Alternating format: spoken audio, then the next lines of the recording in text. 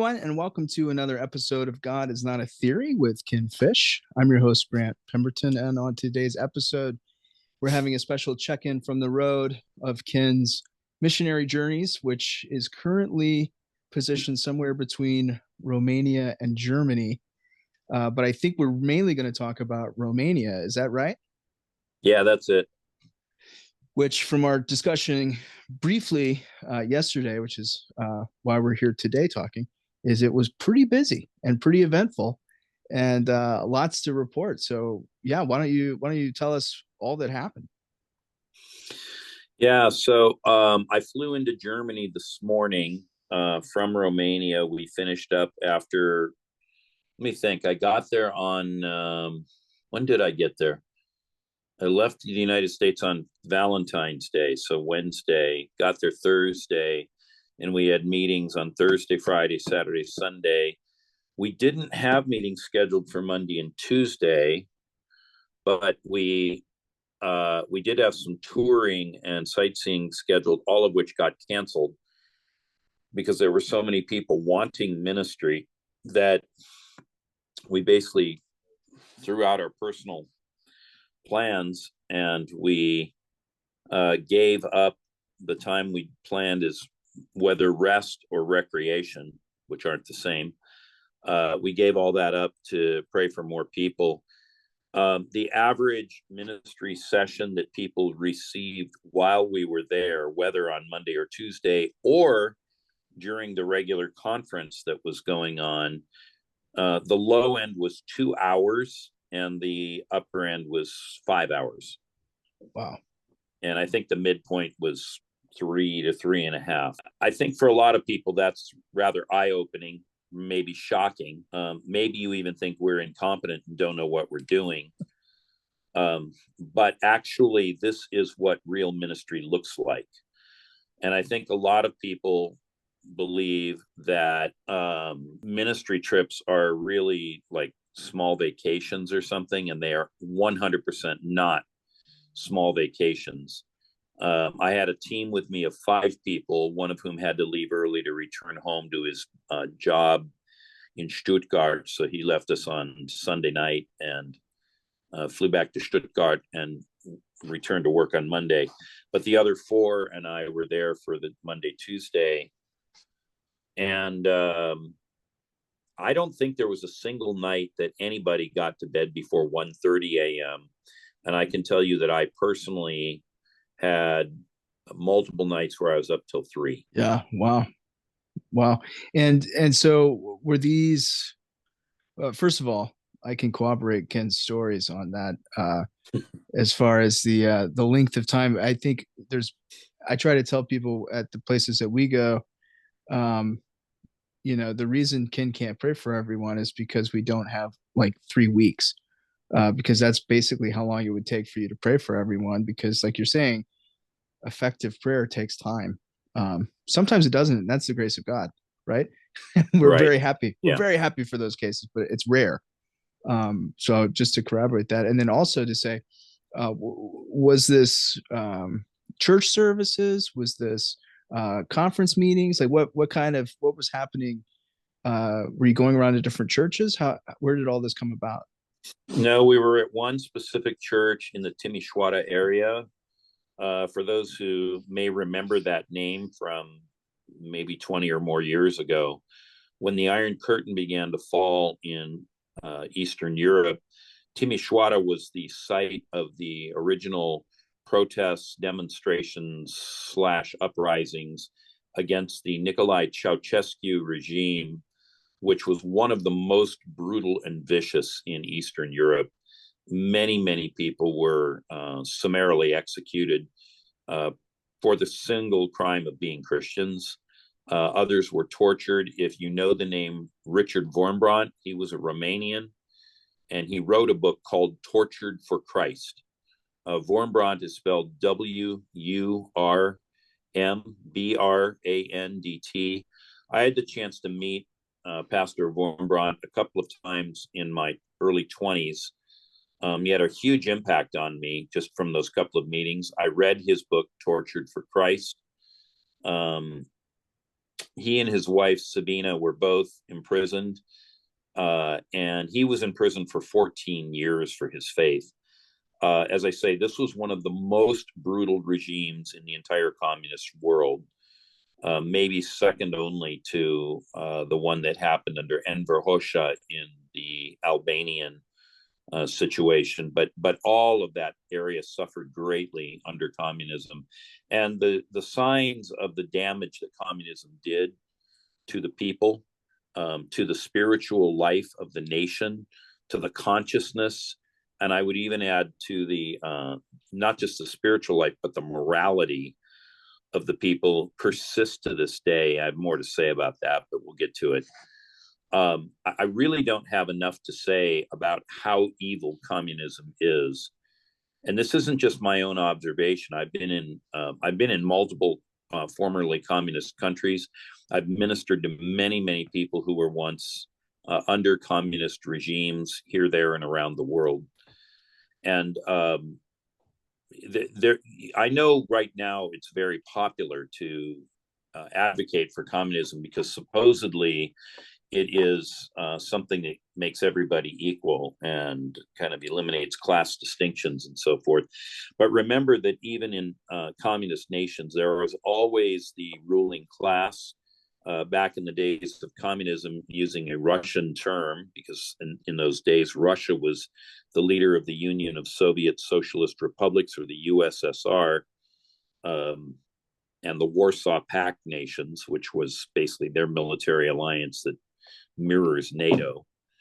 Back in those days, there was a class of people in those countries, and again, this is drawing on the Russian language, who were known as the apparatchiki, which is the plural form of apparatchik. And the apparatchik is singular, apparatchiki plural. These were people who were the ruling class. And while all the people were living in these drab concrete buildings that had been built to house them, they were more like cell blocks than actual apartments. And they existed to service the state. And all of the commoners, they were known as the proletariat, or the proles for short. Such buildings and architecture, furniture, whatever we're going to say, that's how most people live. But the 1% at the top lived in lavish dashes, drove fancy cars, went on vacations in Western nations, because there was nowhere to go in the Eastern nations. They were too impoverished. And they basically existed as a class unto themselves, and many of them became extremely wealthy, whether by taking money out of the national treasury or by running businesses on the side that they were allowed to run because they were among the insider group. By the way, this looks nearly identical to the way Hamas has been running the economy in Gaza for the last, whatever it's been since they came into power in 2005, 19 years. There's virtually no distinction between the two. And I think for this reason, most thinking Christians should be radically opposed to communism, radically opposed to it. It does nothing but enslave and impoverish people, bankrupt them morally, bankrupt them spiritually. And if you want to read a relatively short book, it's about 80, maybe 85 pages, that addresses this from an economist's point of view. I don't think Milton Friedman was a Christian per se. He might have been a sort of a mainstream Christian, but I don't think he was an evangelical or a charismatic. He wrote a book called Capitalism and Freedom. And he explains why capitalism is a necessary thing for people to find economic and political freedom. And to reduce it to a single sentence, but there's way more to it than this. And I want to be clear that there's way more to it than this. Friedman argues that people must be able to at least have the opportunity to control the means of production in order to secure their own economic freedom and not be enslaved to what the state dictates to them. So this isn't really what I've intended to talk about today, but having just come out of a former communist nation and continuing to see the impact, the moral depravity, the corruption that communism brought to that nation, I'm kind of up on my high horse as I say this. because there is such a move back towards communism in our country. And it is necessary in order to secure people's freedom and to make them better off that we actually move back towards communism. Yes, I am fully aware that there are extreme forms of communism that go too far and become, as they say, Hobbesian. And this is based on Thomas Hobbes's book, Leviathan, which kind of speaks to a capitalism run amok. People might want to read that book as well. But it remains true that capitalism has historically been the economic system that has lifted more people out of poverty than any other system in history. Period. Full stop. Carriage return. New paragraph. New topic. So when I come out of Romania and I see the lingering effect, the Ceausescu overthrow happened in, I think it was 1989 from memory. I'm pretty sure I'm right about that. That's 35 years ago. So it's nearly, as we would say, a generation, biblically speaking. And still the lingering effects of communism are visible everywhere. And I've seen this the same, whether I've been in Ukraine, whether I've been in Armenia, whether I've been in Bulgaria, other nations that were once in the Soviet bloc, seeing the effect of what communism does to people. It's outrageous. And by the way, we can look closer to home. I worked with a colleague in San Francisco some years ago, and his grandfather had been part of the somewhat corrupt but capitalist Batista regime before Castro came to power in Cuba. His father was taken captive at the Bay of Pigs invasion, as was his grandfather. They were ransomed out of captivity by the exiled Cuban community in Miami. And if you ever wanted to meet a virulent anti-communist, you should have met my friend Fernando Uria, who came out of that family in that world. And if you look at what Castro did to Cuba, you again see the same impact of literally an entire nation enslaved and impoverished economically. And this is why, and again, I didn't really get on the show planning to talk about this, but it seems appropriate to do it here. This is why every thinking Christian really needs to read Milton Friedman's book and needs to rethink this whole meme towards communism that is underway in our country. Say the name of the book one more time for people. Capitalism and Freedom. Gotcha. And I would assume that this is also on your mind because, and this is just a guess, you spent so much time praying for folks and digging into things that there was probably a significant connection of either generational trauma or whatever that dated back to that point of history where they were still coming out of breaking those things off in probably various forms, demonic, inner healing, traumatic, all of those sort of things. Absolutely correct. Here's just an interesting data point. I think most people, even people who believe in, a woman's right to choose, as they say in the pro-abortion movement, or maybe they call it the pro-choice movement. Even people who believe that a woman should have a right to choose abortion, I think it was none other than Hillary Clinton who once said abortion should be safe and rare. The ratio of abortions to live births in Romania is 3-1. 3 children are aborted for every 1 child that is born live birth. Is that currently, or was that? No, that's current. It was higher under the communist regime. Wow. Now that, by any measure, is, I don't know what you want to call it, a Holocaust, a slaughter. I don't know. Call it what you like. But that is the effect of the moral turpitude that comes about under communism, and the utter lack of regard for human life. Because when the state is the overarching power that dictates everything, people lose the right of self-determination. And I don't care if you're on the political left and you're a hard left Democrat, or you're on the political right and you're I don't know, whatever. I don't even know what to call that group, but them. I mean, most people believe, at least in the West, that people should have the right of self-determination. And when the state owns you and they own the means of economic production, such that if you become censured, you lose your ability to earn a living, you pretty much lose all ability to chart your own course. And I don't think people think this through. I don't think they realize what this means. Everyone says, well, everybody ought to have a roof over their heads and clothes and so forth. Fair enough. I agree with that too. In fact, the scriptures say that every man should sit under his own vine and fig tree. So the idea of having a place of your own production, means vines and fig trees being proxies for maybe producing grapes and figs, and having a home of your own. I think that's a noble social objective. But to think that all of it's going to come because of a state program, I think it was Benjamin Franklin who famously said, a state who has enough power to give you everything you want has the ability to take everything you have. And that's what happened under communism. In addition to the 3-to-1 abortion to live birth ratio that we ran into in Romania, there are other problems. One of the other big ones we ran into, so there, and it just goes without saying, there's an immense amount of sexual immorality in Romania. Many of the people we prayed with were relatively new believers, but not all of them were.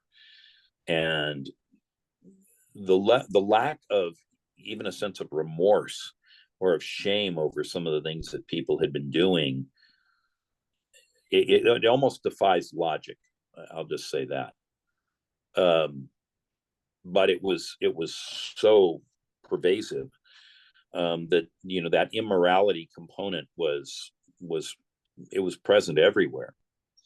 But the other thing that we ran into was the amount of witchcraft was completely off the charts. And when I say witchcraft, I don't mean merely the kind of emotional controlling form of it that Paul terms a work of the flesh. That's real, and that was there. But I mean like real live legitimate witchcraft. One man got massive deliverance because his uncle had been I forget what term he used for his uncle, but he was some kind of a soothsayer or a fortune teller or something. And he stated that he got his power, the uncle did, because of 2 goblins that followed him around. And then he told his nephew, because you're my favorite nephew, and this is just one story. I just want to be clear. This isn't just a story that I'm pulling off the shelf, and this is the only one like it. But this one is like so mind-blowing that I'm mentioning it. So his uncle said, so when I die, I'm going to bequeath my goblins to you so that you will also have the same power that I have. And this is kind of a well-known phenomenon within the occult sort of black arts community. But for those who don't exist in that world, it's so unknown to them that it seems so far-fetched and so beyond the pale that people kind of blow it off. I don't want you to blow it off. I want you to take me 100% literally as I tell this story. This man, his uncle died and bequeathed his goblins to this man, and he got massive, massive deliverance from these 2 goblins, as they were termed. It's not a term we tend to use much, but within the lore and literature of the West, we do find the term goblin. This man had those spirits and had to be delivered of 2 goblins in order to get free. Wow. So people were blown away by it, of course, which, praise God, everybody was awed at Jesus's miracles too. But this is the kind of stuff that's out there. And can I just say something that came up at dinner tonight? I'm recording from Germany right now, and I had dinner just before I came back to my room to make this podcast. This came up at dinner tonight that this is exactly the reason why I don't endorse the concept of self-deliverance. I'm not saying there aren't times that there isn't sovereign deliverance. That's when the Spirit of God comes on people, and of his own sovereign volition, the Lord God Almighty will set people free of demons. That does happen. But it's not the normal pattern of deliverance that we see in Scripture. The normal pattern of deliverance is that whether it's Jesus or one of the apostles, they are driving demons out of those who are afflicted.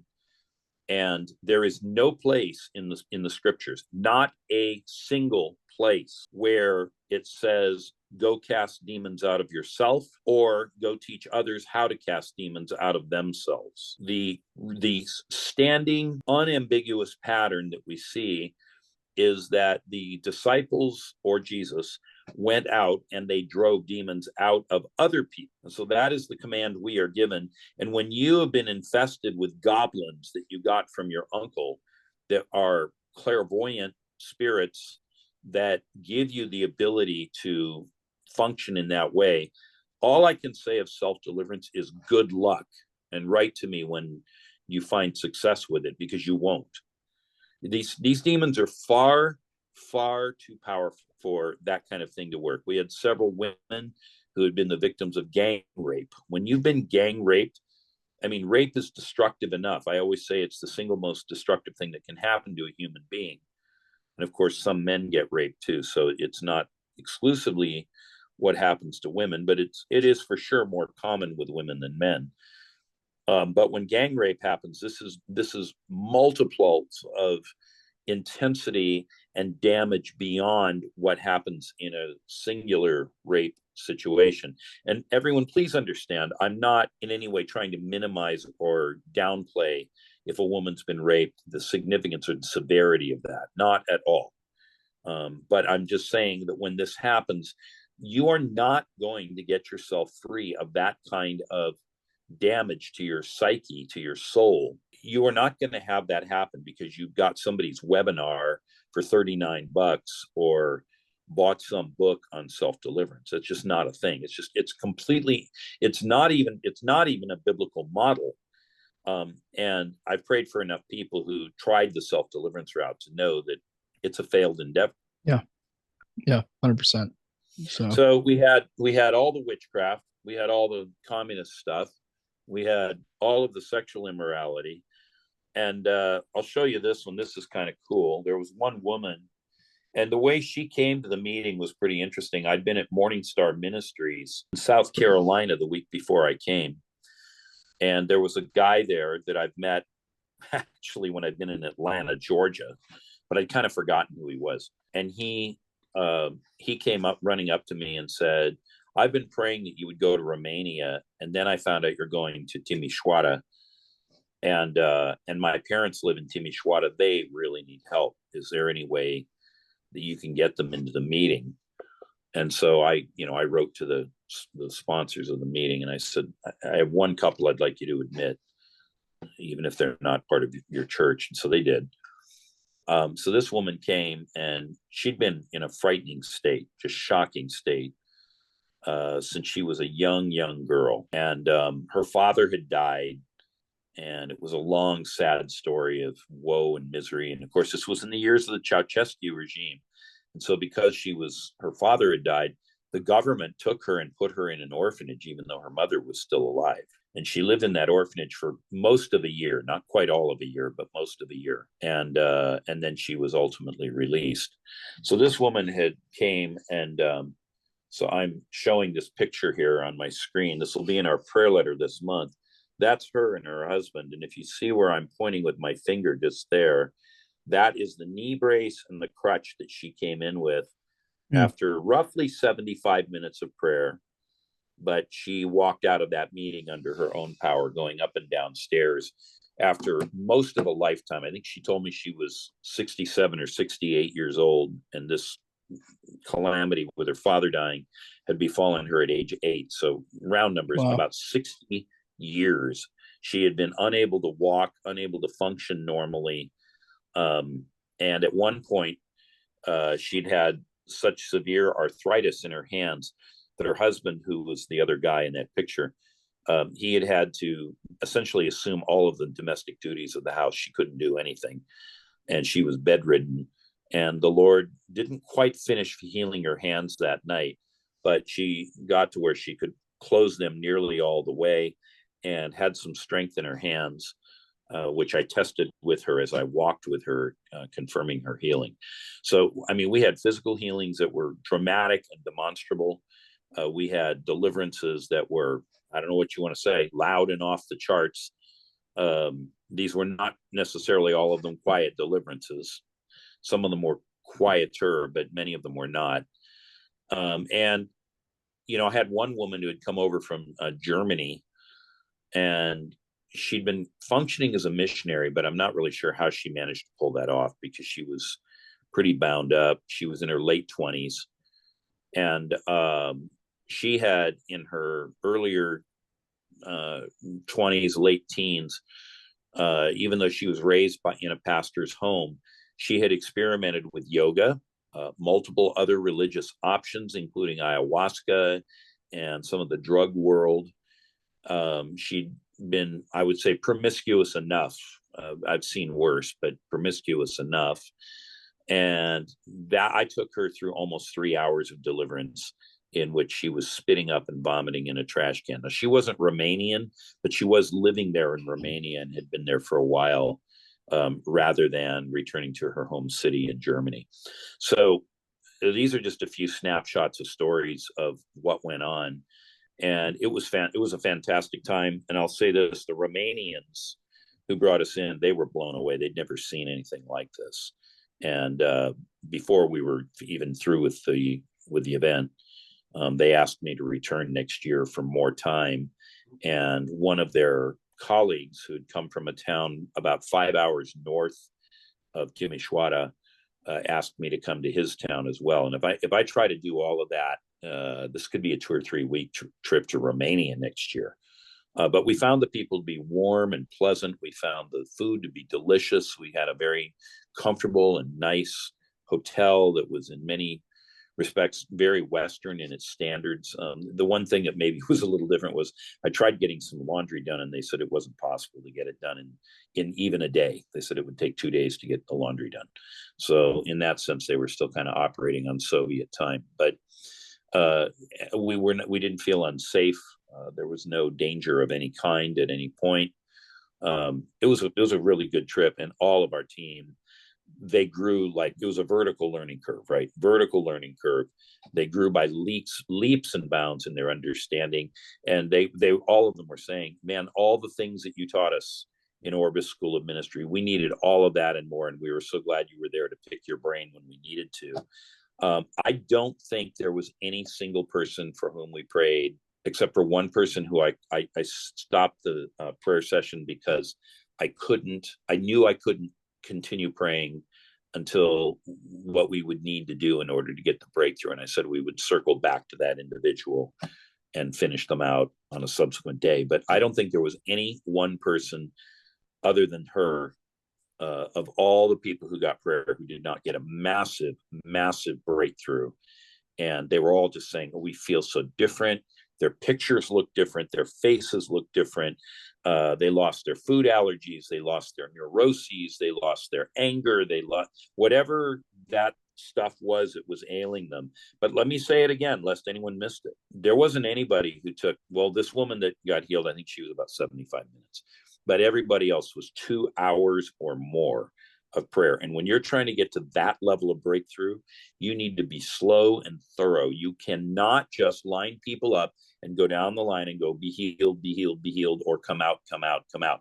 That is not going to work. We did a couple of mass deliverances that then, broke down into all these people needed yet more than just a come out in Jesus' name, because we had to get into their story. We had to get into the details of their life and where did they have brokenness in their soul, and why was it that the evil one had this much access to them. All of that had to be completely diffused, pulled apart. It's like trying to clear tunnels in Gaza. You can't just run down the tunnel and say, okay, it's clear now.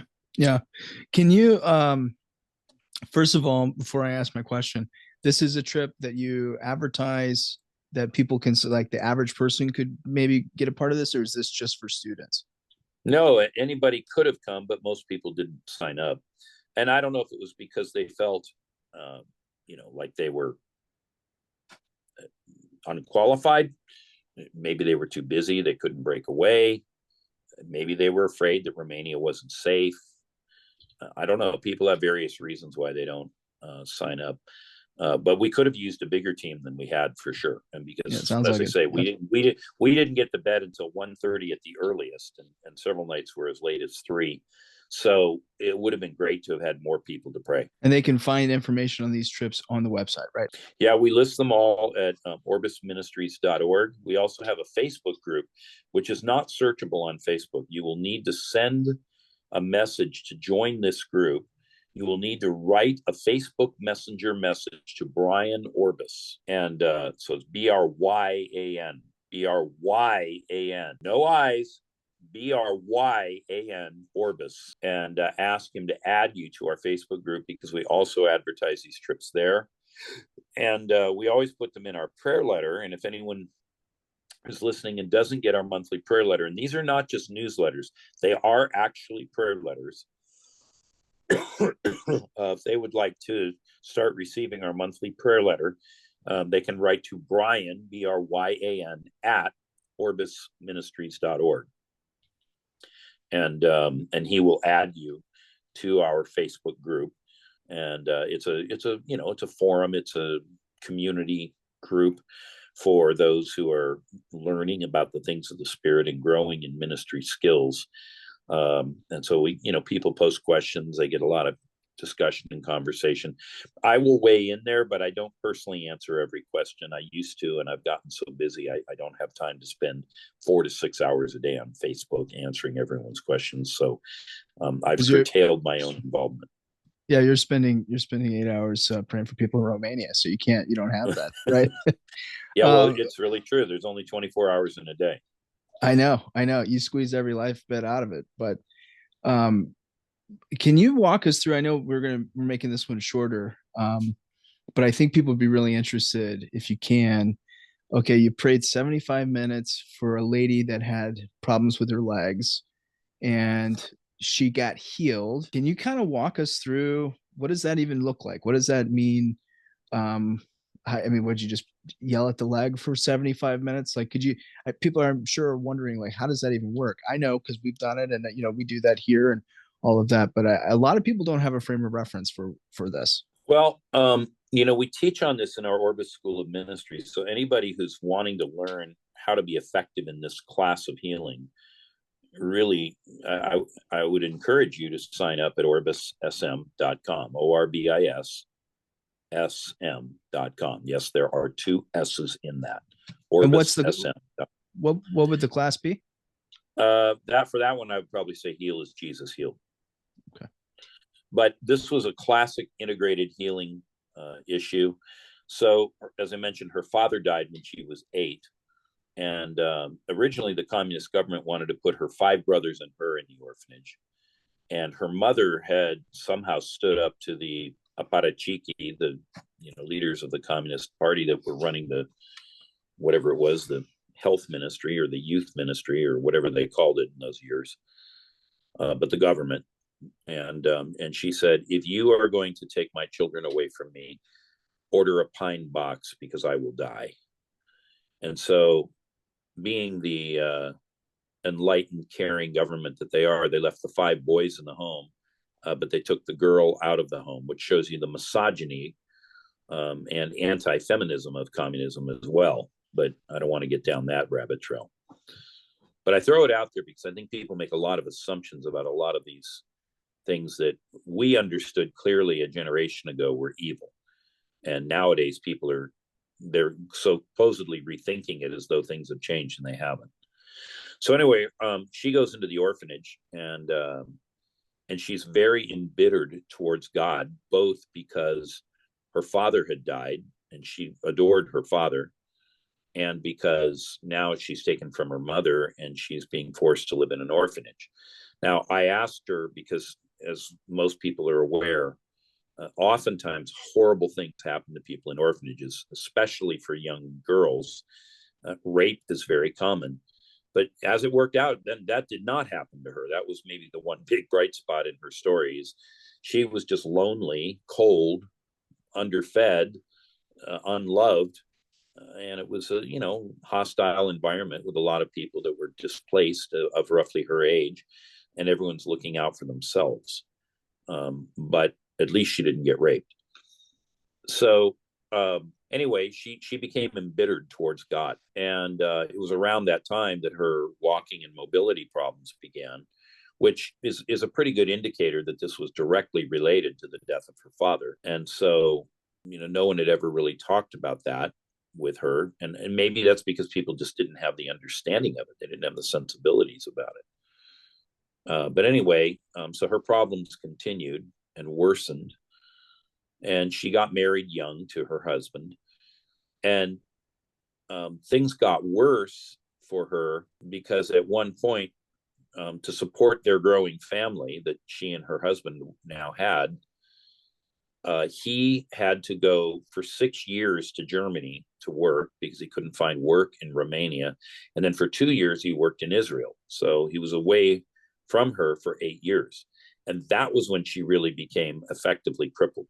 She was having mobility problems before, problems with her bones, problems on her right side with her shoulder and her arm. But then it got worse, and it kind of settled into her hip and her thigh. And by this time she was, I don't remember the exact age, but somewhere in her kind of later 20s, because they had their own children, and he's gone. And I said, and tell me, when did that begin? Was that around the time that he left? She said, yes, within a month. Well, this is a classic scenario of what I teach on when I call it roots and triggers. So the root was her father left her, and she, did not have a male figure whom she trusted in her life. But then what happened next is some period goes by. She meets this guy, they get married, and now he's no longer in her life either. So what does this look like? Every man who ever comes into my life leaves me. Mm-hmm. And I have nowhere to turn, no one to protect me, no one to provide, etc.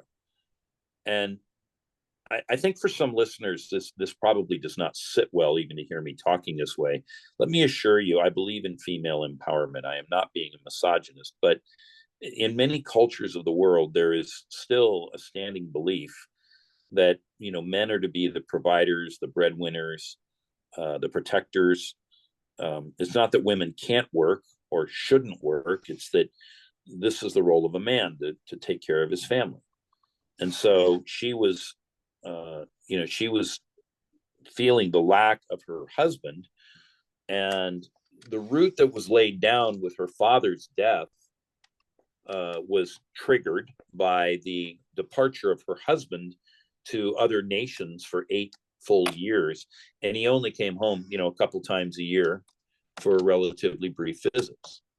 And so here this woman is dealing with all of that. And so she had to forgive God for the death of her husband, because she had, been raging against God. It reminds me of the story in Macbeth, fighting against God because of this early death of her father. But then she had a second version of it with her husband, and she had to forgive her husband. Now, as far as he was willing to admit, and as far as she knew, he had never had an affair. So it may have been that he was loyal to her while he was away, but he was away for 8 years, and she was lonely, and she was, dealing with their household of children, with nobody there to assist her with that. And, she basically didn't know how long this was going to go on. Anyway, so she forgave her husband. And let me just be clear about this. There was a dramatic and massive emotional release in her as she made her peace with God over the death of her father, and then as she forgave her husband for leaving her for 8 years. And again, he did it apparently with the best of intentions and with good behavior. Notwithstanding, she still carried all of this in her heart, and all of that was requisite. Let me say that again. It was a necessary condition for her healing to get that emotional blockage cleared. And normally when we see these kinds of healings, I would say something in the range of 95% of the time, there is a dramatic emotional release. So when people say, oh, we don't need all that tears and emotion, that's just people trying to behave, for like a white middle-class evangelical church, rather than dealing with the reality of the agony of soul that this woman had been through. And as she released all of that pain and grief, that was when her healing began to start. But I want to be clear, that wasn't the end of the healing. That was the beginning of the healing. Mm. And so with that, her hands stopped hurting, and she began to move them and flex them a bit. And then she was starting to move her arm, and the right arm was quite impaired. She couldn't extend it fully. She couldn't do that, and she couldn't pull it all the way back. It was kind of restricted to a reduced range of motion. And she started to move her knee, and we prayed until really we didn't see any further progress, and she still wasn't fully healed. And I said, do you want to get up and try to walk? And I said, here's how we'll do it. I will escort you, and I will keep my hands on you. You do not need to worry about falling. If you totter or lose your balance, I will be there to catch you. And I don't mean before you hit the floor. I'm going to be standing right beside you, and as we walk, I'll have my arm over your shoulder and the other one on your arm next to me, so I can steady you. You will not fall. And she trusted me and believed that. And so we got her out of the chair, and she started walking, and then she completely lost the plot, because she said, I don't feel any pain at all in my body as I walk. And then I had her doing deep knee bends and bending over and touching her toes.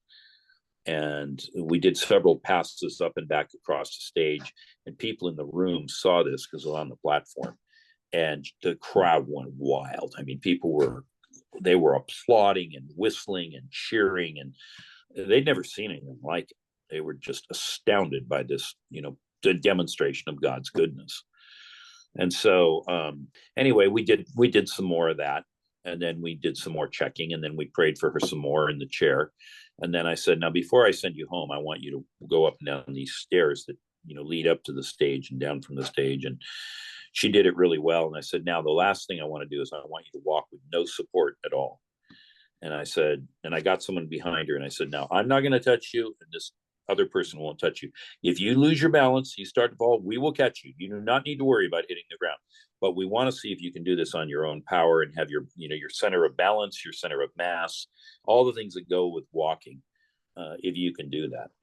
And she and her husband both started crying at that point, and then we sent her home. That's awesome. That's awesome. And I know there's people, I'm trying to remember all the questions that I asked you when we first met, and then all the things that people have asked me. But and I think it's so indicative of so many things that happened. Like every prayer appointment probably was like that in some respect, right? I mean, in other words, like you were going back to roots and triggers, you were going to all of these places, and the integrated healing model is probably what you used the entire time. Is that correct? 100%. Yeah. And you see the results. I mean, you're able to see the healings and all of that sort of thing. And so I'm pointing this out to say, if you're listening to this and you want to learn to pray, and I know that sounds a little bit strange to some people, learning to pray and to pray more effectively. It's just what you do, and it's what works. And so you can find that information out on the website, orbissm.com. Okay. And .com. And primarily in the Heal as Jesus Heals class. Is that about right? Yeah. And then we also have an advanced class in healing, which you have to take Heal as Jesus Healed first. But if you take that one, then you can get into the advanced class. And, we teach a lot of techniques and so forth. Now, we can't obviously teach every single thing that there is to know. But one of the things that a friend of mine got a doctorate before I started mine. And he did his doctoral dissertation on how do people learn. And one of the things, I think maybe this has been true for some time, but it seems that in the modern world, the way people learn is changing. And the way it's changing is that people they are more inclined to use video than they've ever been, rather than reading books, which obviously in ancient times there was no video, so books were your only choice. I still like books myself, partially because I can read them more rapidly than I can watch video. But a lot of people really want to watch video. And he told me that by an overwhelming percentage, particularly in the kind of millennial crowd, so, 20 somethings, they basically don't read anymore. They learn by video. And he said to me, Ken, if you really want to communicate with people and reach them well, you need to be teaching by video. So that was kind of the genesis of my willingness to start our school. And so all this stuff is available on video. We have quizzes. They're exams, but they're not, don't think of it like what you ran into at university. They're more like just to check that you had comprehension of what we were saying when we taught. But anyway, we give you, a lot of the best keys to the kingdom right there in those lectures. But if you sign up when we're doing cohorts, you can get an activation cohort with a teaching assistant, and there's no extra charge for that. It's not offered all the time. So each semester we offer some classes with cohorts and others without. And you just have to kind of know what we're doing with that. But you also have the option of getting into a cohort later on if you've already viewed the videos off cycle. And then I also offer webinars that answer a lot of the questions people might want to ask based on things they're learning. And I always view these ministry trips as, I don't know, almost the summit of where we're taking things, because people are on the road with me. And so we take meals together, we discuss particular scenarios that arose in prayer, or maybe something I said in the sermon. People might ask for some unpacking about that. I will walk through them or through problems they've run into with them. I prayed for this, I got stuck, we didn't get to break through. What should I have done differently? And so we might discuss, what that would look like. And so, I basically help people kind of get further down the road. And, one of the things I learned from John Wimber, he always used to say this: people learn by failing. Some people say people learn by doing, but you don't learn anything if what you're doing isn't working and you just keep on doing that same thing that doesn't work. So what we try to do is help people to fail well, which is not to say we want people to fail, but rather, should they fail, they're now in a learning posture. And so we try to help them understand why it failed so that they can now work on whatever this thing was and hopefully do it in a somewhat different manner, with the idea of finding breakthrough for the person to whom they're ministering. And so we might meet over meals. We have team meetings maybe before each session. Sometimes they're longer, sometimes they're shorter. We could discuss things that are going on. We might pray ahead of the meeting as a team. In addition, after the meeting is over, a lot of times, even if it's late at night, and this happened in Romania, we would go back to the hotel and we would stand around in the lobby and we would talk maybe 30 minutes, an hour about what just happened. What worked, what didn't work. Let me tell you my victories. Did you see that guy when this happened to him? All of that and more. And so it's an immersive laboratory type learning experience. And I haven't had anyone go on one of these who hasn't come home dramatically changed, not only in their perspectives on things, but also their skill set. No, that's great. That's great. Well, Ken, I know you've got a busy schedule ahead of you in Germany and throughout the rest of the year. So thanks. Well, we can call this one and land the plane and get you off to bed, hopefully. And yeah. And then we can do this again. So Ken, thanks for taking time out. I know we've had to fit it in a couple different ways this time, but I know everyone's appreciative of you taking time. Everyone, maybe except for your guest at dinner that you had to leave to be here. But we'll tell them we say thanks as well. And we'll be praying for you. Go to orbissm.com to find out more information on how to pray more effectively. Go to the website to find out more information on the trips and to get Ken's prayer letter and all of the other things so we can keep up to date with where in the world is Ken Fish. So Ken, thanks so much for being here, and thank all of you for listening. Until next time, which is next week, same time, same place for another episode of God is Not a Theory with Ken Fish. If you are interested in exploring courses with us at Orbis School of Ministry, click on the link in the description of this podcast or go to orbissm.com. You can also send any school-related inquiries to our registrar, Joe McKay, at joe@orbisministries.org. That's JO@orbisministries.org.